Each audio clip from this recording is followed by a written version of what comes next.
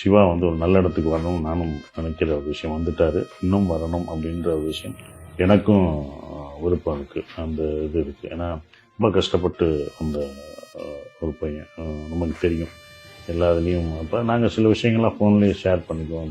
இப்படி பண்ணுங்கள், இது பண்ணாதீங்க அப்படிலாம் நான் சொல்வது உண்டு. ப்ரொடியூஸ் பண்ணாதீங்க கூட நான் அட்வைஸ் பண்ணியிருக்கேன், அதெல்லாம் பண்ணியிருக்கோம். ஸோ அது எங்களுக்குள்ளே அது நம்ம பேசியிருக்க ஒரு விஷயம் இருக்குது. ஸோ அது சந்தோஷமாக தான் எனக்கு இருக்குது. இப்போ கோட் படத்துல வந்துட்டு சிவகார்த்திகேயன் வந்து ஒரு கேமியோ வராரு.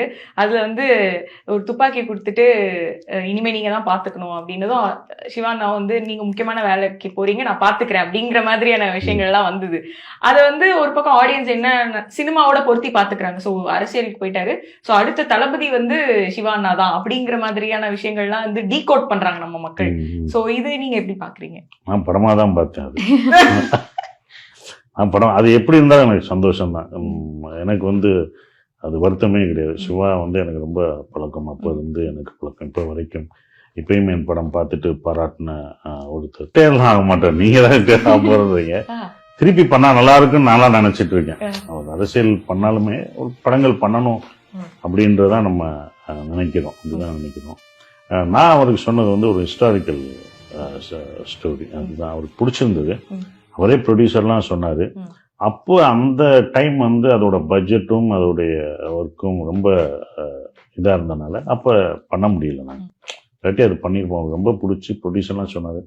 அப்போ பட்ஜெட் சொல்லும் போது அந்த டைம் வந்து அதுக்கான அந்த பட்ஜெட்டும் இப்போ உள்ள ஒரு சூழல் இருக்குது பார்த்தீங்களா, அதுக்கான விஷுவல் எஃபெக்ட்ஸ் இதெல்லாம் இப்போல்லாம் இது பண்ணி அதெல்லாம் வந்து அப்போ கிடையாது, கம்மியாக இருந்தது. இப்போ அட்வான்ஸாக இருக்குது, இப்போ அதுக்கு சாத்தியமாக இருந்தது. அப்போ அது இல்லை. 2004 ஃபைல் அவுட் சொன்னேன் நான் அந்த டைம். நான் ஈசனுக்கு அப்புறம் அந்த படம் தான் பண்ணுற மாதிரி இருந்தது. 2015 சொன்னேன் அவருக்கு அந்த கதை.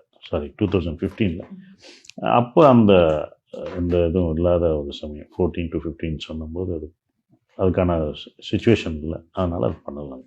ஓகே, இப்போ நீங்க வந்து அவர் படம் பண்ணணும் அப்படின்றதும் ஒரு பக்கம் சொல்றீங்க. ஆனா அரசியல், முழுநேர அரசியல் அப்படிங்கிற ஒரு முடிவும் வந்து சார் சைட்ல இருந்து வந்திருக்கு.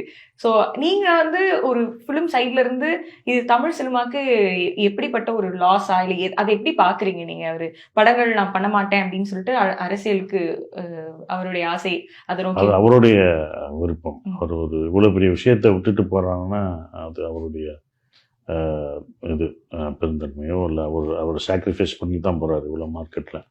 அது அவருடைய விஷயம். அவருக்கு வாழ்த்துக்கள் சொன்னாலுமே அவர் இவ்வளோ பெரிய என்டர்டெய்னர், உலக லெவல் எல்லாரும் பிடிச்ச ஒருத்தர். ஸோ பண்ணலாம் அப்படின்ற ஒன்று இருக்கும் பார்த்தீங்களா, அது மாதிரி தான் எனக்கும் இருக்கு.